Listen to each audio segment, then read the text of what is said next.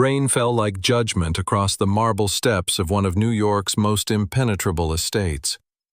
Behind tinted windows and security gates stood the glass and steel empire of Malik Carrington, a tech billionaire whose influence stretched from Silicon Valley boardrooms to the corridors of Washington. Yet on this storm-soaked Friday evening, his entire legacy teetered on the edge of betrayal, and only a woman no one listened to had seen it coming. Tasha Green had never belonged in a world like Malik's. She cleaned floors that sparkled like mirrors and ironed silk sheets that cost more than her rent. As a single mother struggling to feed her child and avoid eviction notices, every extra shift was a lifeline. Her son, Zion, waited each night in a tiny basement apartment with a microwave dinner and a heart full of hope. Tasha kept going because she had no choice. But that week, she had seen something that wouldn't let her sleep. It had started with whispers between closed doors and phone calls taken in hushed tones. While working late to clean Malik's private study, Tasha had overheard a woman's voice through the intercom. It was Camille Monroe, Malik's radiant fiancée, a former model-turned-socialite whose presence could silence a room. Camille always wore perfection like armor, but on that night her voice cracked with a darkness Tasha had never imagined. She spoke to someone, unknown, distant, cold, and what she said chilled Tasha to her bones. She spoke of ownership, of signatures and timing, of Malik not surviving the weekend. At first, Tasha had thought it was a misunderstanding. Maybe she'd imagined it. But Camille's tone carried something sinister, a certainty only people with evil intent could afford. The next day, Tasha returned earlier than scheduled, determined to check again. What she found confirmed her worst fears. Hidden in a drawer Camille had accidentally left slightly ajar were two envelopes. One contained a recently updated will with Camille's name printed boldly beside words like sole beneficiary. The other held photographs, photos of Malik taken from a distance, marked with dates and strange notes scrawled in shorthand. Tasha's hands trembled. She wanted to scream. She wanted to tear down the gates and drag Malik out of his golden tower. But who would believe her? A maid, a single mother, a black woman barely surviving.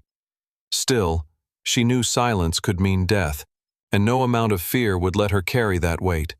So, she waited for her moment. That evening, as Malik prepared to leave for a surprise dinner Camille had arranged, Tasha stepped into his path. She wasn't supposed to be there. Employees didn't speak unless spoken to, but this time she made herself heard. She warned him. She told him everything she knew, about the voices, the will, the photos. She described Camille's chilling calm, the dates, the patterns. She didn't beg to be believed. She didn't cry. She just laid it all down, like a mother laying her last shield in front of a stranger she somehow cared about. Malik had stared at her, not with anger, but with disbelief. And then, he left. He got into his armored car. He went to meet Camille. And Tasha stood in the hallway with her breath caught in her chest, unable to do anything but pray she had been wrong. Hours passed. She waited near the security desk, eyes fixed on the monitors. Every car that passed through the estate's gates made her flinch. The night deepened. Rain turned into sleet. Still, no return. Then came the call. Security picked up and their expressions darkened. Something had happened. An explosion. A car wreck on a cliffside road. Authorities were en route. No survivors confirmed yet. Tasha's knees gave out. But before anyone could react further, a second call came in. A scrambled message from Malik's private number. He was alive. He hadn't gotten in the car Camille sent. He'd taken a decoy vehicle instead. Just before departing, something about Tasha's eyes had shifted something inside him. He told the driver to swap routes. He never showed up to Camille's dinner. And now, law enforcement was combing through the wreckage of what was meant to be his death trap. Tasha didn't cry when she heard the news. She just stood and waited. She knew her life was about to change, but not in the way people dream of. The story wasn't over. It had just been cracked open. Camille had fled. By morning, the media had picked up the scent. Billionaire survives apparent assassination attempt.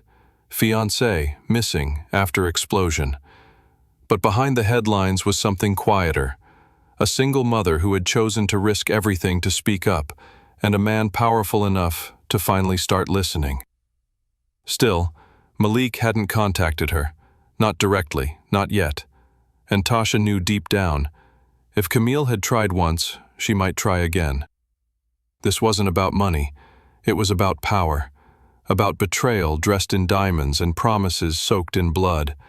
And the only person standing in the way of whatever came next was the woman no one ever saw coming. The headlines painted a tale of luck and resilience, but inside Malik Carrington's estate, silence took root like a sickness. Tasha returned to work 3 days after the explosion. No one called her, no one thanked her. She just showed up as if nothing had happened, blending into the marble walls and golden chandeliers like she always had. Only now she carried a weight that didn't belong to her. Camille was still missing. The investigators flooded Malik's life. They combed through her background, traced her calls, even questioned Malik about the prenup he never signed. But they never questioned Tasha. No one thought to ask how a maid knew what billionaires missed. It was easier to assume Malik had outsmarted death all by himself. Easier to erase the woman who had handed him the truth like an unpaid bodyguard. Still, Malik didn't forget. He didn't show his face at the main office anymore. He worked remotely, surrounded by lawyers and cybersecurity experts. But the one thing he never delegated was Tasha's reassignment. On the 4th day after the incident, she received a letter, short, handwritten, and left neatly on her mop cart. It wasn't an apology. It wasn't gratitude. It was a job offer. He was moving her upstairs, from domestic cleaning to estate management, a title that sounded noble but came with danger. She would be closer to the heart of everything now, closer to the files, the meetings, the people who had always assumed she didn't matter. Malik hadn't said why, but Tasha knew. He trusted her now. Still, trust wasn't safety. Her instincts had not gone quiet. If anything, they screamed louder. Camille's plan was too calculated, too layered to have been a solo effort. Someone else was involved, maybe more than one. And now, Tasha was inside the belly of a machine that had always ignored her. The difference now was that the gears had shifted, and her presence mattered. That same week, something strange began to happen. Tasha noticed a woman watching the estate from across the street, always standing beneath the same broken streetlight, always vanishing before security could check. Then came the envelope. No return address, just her name scrawled in red ink. Inside was a single photograph, Camille. But it wasn't a selfie or a news clipping. It was a surveillance photo. Recent. She looked alive, angry, and very much nearby. The message on the back read, "She wasn't alone." Tasha showed the letter to no one. Instead, she began her own quiet investigation. She combed through Camille's past guest lists, her gala invites, even the invoices from her favorite boutiques. Patterns emerged.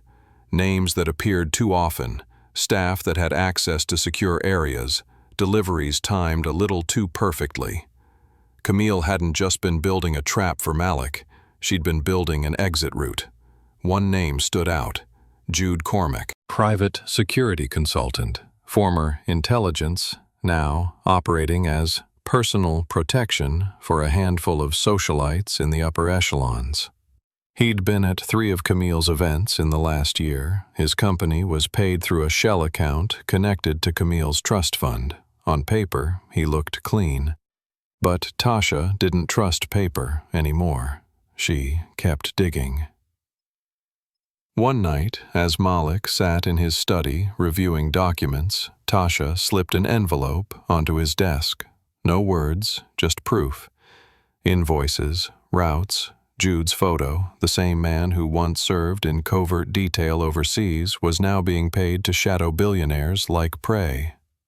And Tasha suspected he was Camille's ghost handler, the one arranging her hiding places, shielding her from law enforcement, and maybe even planning the next move. Malik didn't say a word, but something in his posture changed. The files didn't go into the shredder, they went into a locked drawer. And 3 hours later, his convoy rerouted, quietly, without notice. The next morning, the estate's servers were hacked, not for data, for footage. 3 weeks of security camera feeds were wiped clean. That night, Tasha didn't sleep. She held her son tighter. Zion, just 8 years old, knew something had changed. He no longer asked why she was working late. He just waited for her light to flicker on through the window each night, counting the minutes until he could hear her keys. But Tasha knew this wasn't the end. Camille had failed once, but women like Camille didn't disappear. They evolved. She had wanted Malik dead, not because of love lost, but because power had a price. And Malik had given her access to a fortune people would kill for. Now, with Tasha in the picture, that path to power had been blocked, which meant someone new had just made themselves the next target. The next day, a black SUV followed Tasha's route to Zion's school. It didn't stop. It didn't roll down its windows. It just lingered, long enough to let her know it was watching. By the time she got home that night, her front door was unlocked. Nothing was stolen, but someone had left a red envelope on her kitchen counter. Inside was a single phrase, typed in bold block letters: "You should have stayed quiet."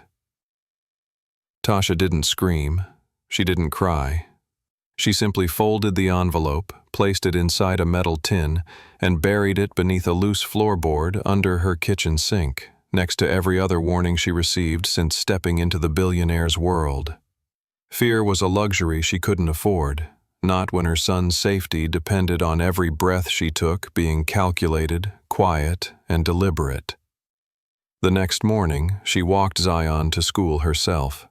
She didn't look behind her. She didn't check for SUVs or strange faces. She carried a calm so practiced, it felt like armor.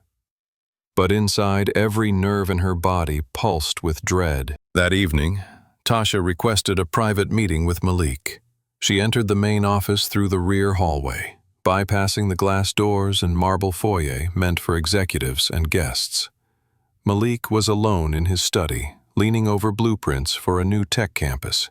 His face was worn, the weight of betrayal making him look older than his 39 years. He didn't glance up as Tasha approached, but he slid an envelope across the desk, her name typed neatly across the front. Inside was a check, 6 figures, a transfer slip, a resignation letter with her signature already filled in. She didn't touch it. She stood still as stone. Malik spoke only through gestures now, gestures that said, "This is the price of your silence. This is how I make the threat go away."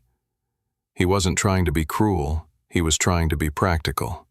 A lawsuit was cleaner than a scandal, a quiet departure safer than open war. But what he hadn't realized yet was that this wasn't just his war. It was hers now too. Tasha picked up the envelope, tore it in two, and placed it on the burning candle beside the window. The flames rose and consumed every word. She didn't ask permission. She didn't wait for approval. She simply placed a second envelope on the desk, her own. Inside were photographs she had taken the night before. Camille at a gas station on the city's edge, dressed in a wig and baseball cap, climbing into the passenger seat of a car registered to Jude Cormack. The timestamp was fresh, and the gas station attendant had confirmed what Tasha suspected. Camille had been coming there weekly, paying in cash, never speaking, always watching the security cameras. Malik finally looked up. For the first time, the mask of control slipped from his face. He saw now what Tasha had known all along. This wasn't over. Camille hadn't failed in her plan. She had only paused it, and Tasha wasn't just a warning voice anymore. She was the only one who could track her. That night, Malik didn't send her home. He gave her access to an unused suite on the top floor. Security was doubled. A car was placed outside her son's school. Everything became quiet again, but only on the surface. Because underneath the estate, in the cold rooms where old documents were kept and passwords were stored, something new was being built. A trap. A mirror trap. Tasha had suggested it. They would reconstruct the dinner Camille had planned, the one Malik never showed up to. Same location, same timing, same settings. But with one change. This time Tasha would be inside the room, and Malik would be watching from a distance. She knew it was risky. Camille might not come. Or worse, she might come prepared. But it was the only way to flush her out. Camille thrived on control, on staging everything herself, and she would never allow someone else to rewrite the scene she had carefully crafted. As the date approached, Malik went silent again. Malik's private instructors taught her to observe like security, walk like someone in power, carry herself like a woman no longer cornered. She wore a wire. She memorized exits. She practiced silence until it became its own language. Every night, she kissed Zion's forehead and whispered promises she wasn't sure she could keep. But she meant every word. And when the night finally came, the old restaurant on the edge of the cliffs was restored to its former state. Candlelit tables, champagne on ice, soft jazz humming through the air. The staff were all Carrington employees now, wired, alert, invisible. Drones circled above. Law enforcement waited 3 miles down the road. The trap was set. Tasha sat at the center of it all. Not in uniform, not with a mop, but in an elegant black dress Malik had sent anonymously to her suite, along with a note that said only, "You're the one with power now." She sat still. She waited. And then a car pulled into the lot. It wasn't Camille who stepped out. It was Jude, alone. He entered without hesitation, walking straight to her table, eyes cold, mouth still. And as he sat across from her, placing a phone between them with a screen already recording, he said nothing. Because he didn't need to. The game had changed, and Tasha had just walked into the real trap. The restaurant's walls no longer felt like walls. They felt like a coffin. And Tasha was inside it with a man whose eyes had no warmth, no mercy, just calculation. Jude Cormack sat across from her in the flickering candlelight, the flame casting shadows across the scar running down his jawline. He tapped his fingers against the phone screen he had placed between them, its red light blinking softly, recording every breath, every blink. Tasha didn't flinch. She had expected Camille. Instead, Camille had sent her weapon. Jude wasn't here for a conversation. He was here to finish what Camille had started, to make Tasha disappear in the same silence she'd fought so hard to escape. But what he hadn't counted on was how much she had changed. She wasn't just a maid anymore. She was a mother who had stared down fire, held on to truth, and chosen justice over silence. Above them, the drones buzzed quietly in the clouds. Beneath the table, a wire stitched into Tasha's dress fed every sound to Malik's command room across the city. Yet time felt frozen. Jude's hand reached slowly into his jacket. Her pulse thudded, but her face never cracked. Then came the voice, filtered, distorted, female. From the phone, Camille's pre-recorded message played. She spoke of betrayal, of legacies stolen. She called Malik a parasite, said he owed her everything, fame, power, position, that she had carved herself into his world and was discarded like a rumor. She said if the system only valued blood and money, then she would take both. It was a confession. He leaned forward and smiled faintly. He said nothing, but his eyes promised violence. And then, a silent flash outside. The restaurant's glass windows shattered as armored agents swarmed in through every entrance. A tactical team dropped from the sky like a quiet storm. Jude's hand never reached his gun. 2 tasers hit him before he could blink. Tasha didn't move until they placed him face down, zip-tied and furious. Camille hadn't just sent him. She'd sacrificed him. and he'd walked into the trap thinking he was the hunter. But the moment wasn't over. Because as the team dragged Jude out, Tasha noticed something. A red light blinking on the bottom of the phone. Not recording, transmitting. Camille was watching, not from afar, from somewhere close. The tactical leader shouted orders. The team split. One unit followed a signal ping to an abandoned sedan parked 2 blocks away. But the car was empty. On the passenger seat there was only a letter. And on the back of the envelope, in Camille's unmistakable handwriting, were the words, "I never lose." That night, Malik met Tasha in the observation suite of the estate. He didn't sit behind his desk. He stood by the window, arms crossed, jaw tight. He had watched the entire operation, watched Tasha hold her ground like a queen with nothing left to prove. He offered her more than a thank you. He offered her power. Permanent head of estate operations. Control over internal security. A new home. A trust fund for Zion. Access to legal teams and surveillance resources. He wasn't trying to buy her silence anymore. He was trying to shield her with the armor he had always worn himself. But Tasha didn't say yes right away, because she knew this wasn't over. Camille was out there. Wounded, yes, but unafraid. She would vanish like smoke, shed her name like old skin, and wait for another door to open. But what Camille hadn't realized was that she had already lost something more valuable than money or revenge. She had exposed herself, her motives, her machinery. And now, the one woman she tried to erase had become her shadow. Over the next few months, Malik and Tasha rewrote the rules of his empire. No more silent corridors where maids were invisible. No more loyalty bought with checks. Every new hire passed through her. And Zion? He never had to eat alone again. Tasha picked him up from school each day, in a car with tinted windows and a quiet, retired security driver who used to work presidential detail. The boy had no idea how close he'd come to being motherless. But some nights, he'd catch Tasha staring out the window too long, because some threats don't vanish. They wait, and when they come back, they won't find the same woman. They'll find the storm she became. If this story touched your heart, don't forget to subscribe to the channel. Your support helps me bring more heartfelt stories to life, one soul at a time.